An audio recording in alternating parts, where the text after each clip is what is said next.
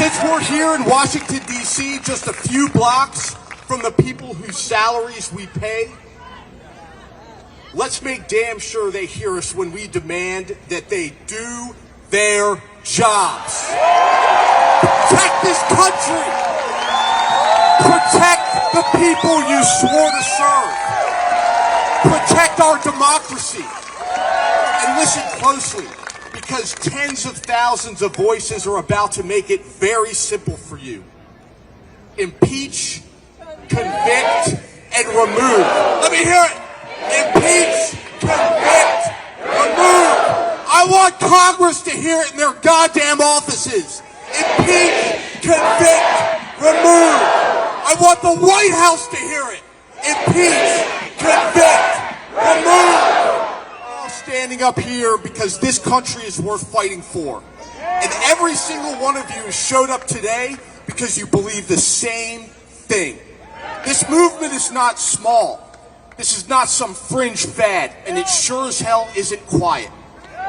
It's the majority of Americans who are tired of being ignored, and we're tired of this administration. So here's what we're going to do next. We're going to take this crowd and this momentum, and we're going to turn it into pressure louder than anything this country has ever seen. We're going to call our lawmakers, we're going to show up at their office, and we're going to demand action, and we're going to demand their courage, and we're going to demand accountability.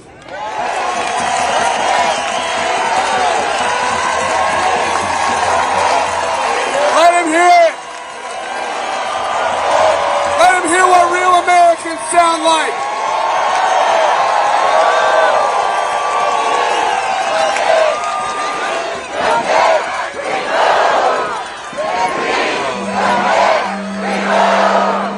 Let me hear it!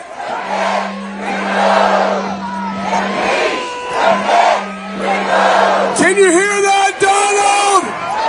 We don't want you here!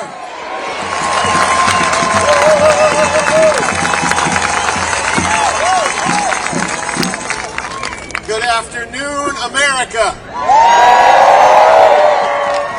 I come to you from Raleigh, North Carolina with a message. I am so grateful to be here today, but I need to tell you that I am not well. I am sick today, friends. I'm sick to my stomach of constitutional crises, of human rights atrocities, and acts of treason. I'm sick of my Latino and immigrant neighbors being indiscriminately and violently assaulted by masked thugs. I'm sick of food being taken out of the mouths of hungry children. I'm sick of people having to choose between paying their mortgage or their medical bills. I'm sick of my LGBTQ neighbors being persecuted for simply existing. I'm sick of people of color being gerrymandered out of the political process. I'm sick of women having to travel to another state just to have autonomy over their own bodies. I'm sick of our servicemen and women and our veterans being disrespected and disregarded. I'm sick of the reality that the greatest border crisis we face is the one separating church and state. And I am sick of desperately appealing to public servants to do the decent, humane, and legal thing and seeing them again flatly refuse. America, are you sick of all of this? And it's not just we who are gathered here today who are sickened. This entire nation is not well because in the highest position of leadership, we have one of the most amoral, lawless, vile, hateful human beings to ever walk the planet. He is a man devoid of decency, bereft of empathy, and allergic to truth. And for a decade, he has been a pervasive moral cancer feeding off the body of our republic. He has trafficked in tribalism, stoked division, and pillaged our resources. He has preyed upon the vulnerable, and he is inciting people to revel in the worst of their instincts. Now, I don't know a lot about medicine, but what I do know is that when a body is afflicted with cancer, you do everything you can to remove it.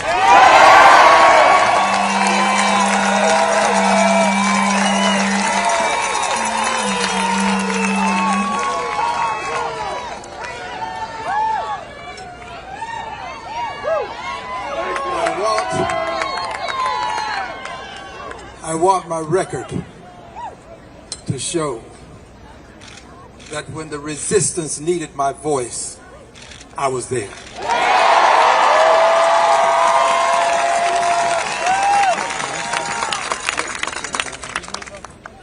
I ask you, do you believe in liberty and justice for all? Do you believe in government of the people, by the people, for the people? Do you believe in separation of powers? Do you believe in the right to peacefully protest? Do you believe you've got a right to resist an authoritarian president who wants to devolve the democracy into a dictatorship? Do you resist?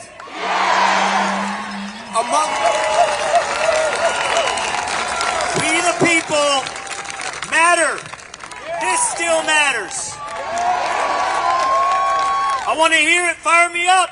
Impeach, convict, remove. Impeach, convict, remove. Impeach, convict, remove. Impeach, convict, remove. I spent 25 years serving in uniform for this country, and I have fought in every war that this country has fought in for the last quarter century. And not once did I see someone with the last name of Trump overseas carrying a weapon and defending our nation.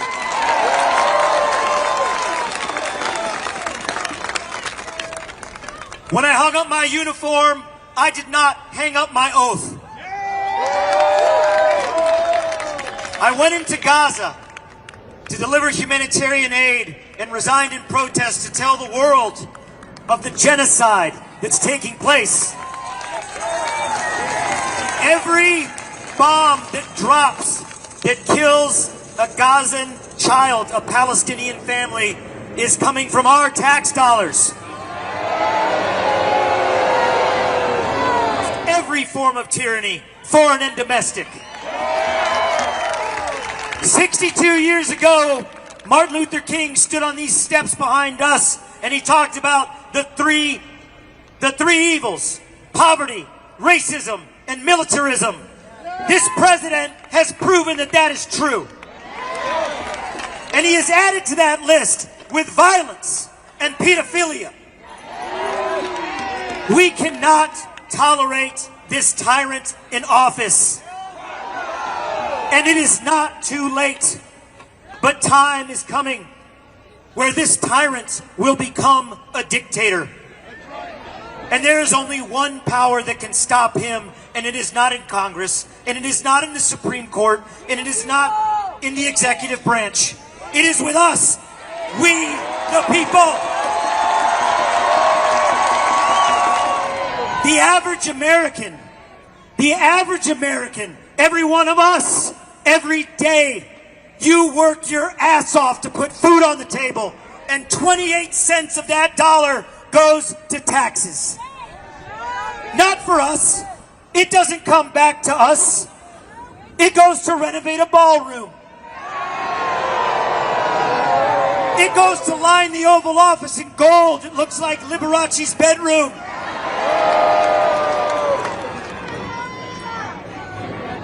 Over the last 24 years, and over this administration, the U.S. Congress has not passed a budget. That is their job. And when someone doesn't do their job, what do? We fire them. Impeach, convict, remove. Impeach, convict, remove. Don't trust the government. Donald Trump and his administration have shown us more than ever that we cannot tolerate kings.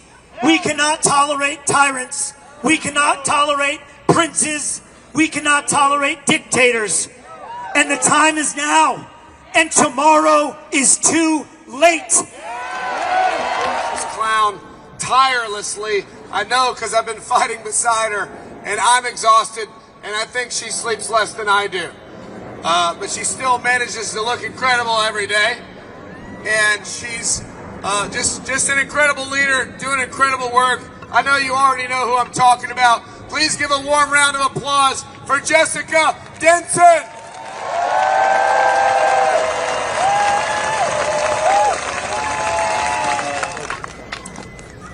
This nation functions through consent of the governed. Do we consent to what's going on right now? Are we demanding Donald Trump's immediate conviction, impeachment, and removal from office? You know, there are oppressive laws that our founding was designed, divinely inspired to do away with. And then there is oppressive thinking. There is mental slavery. There is hypnosis. And I'm telling you, what is going on right now is an attempt to keep the American people in a state of hypnosis. In a state of not being aware of their human and divine rights. They have counted on us being trapped in this hypnotic state where we forget our power, where we forget who we are. But the American people have not forgotten who we are. New reports, military personnel are seeking outside legal counsel in order to determine whether or not they will be liable for carrying out military orders.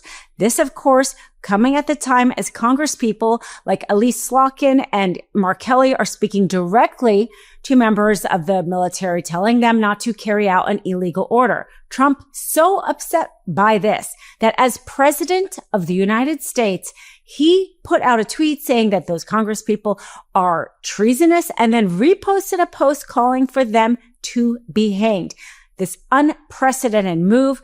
And what does the law say about the military personnel carrying it out? We certainly have precedent. As we know, carrying out an unlawful order is not a defense. Let's get into the law. But before we do so, let's take a look at what Carolyn Leavitt, the White House press secretary, had to say about this shocking, unprecedented statement by Trump.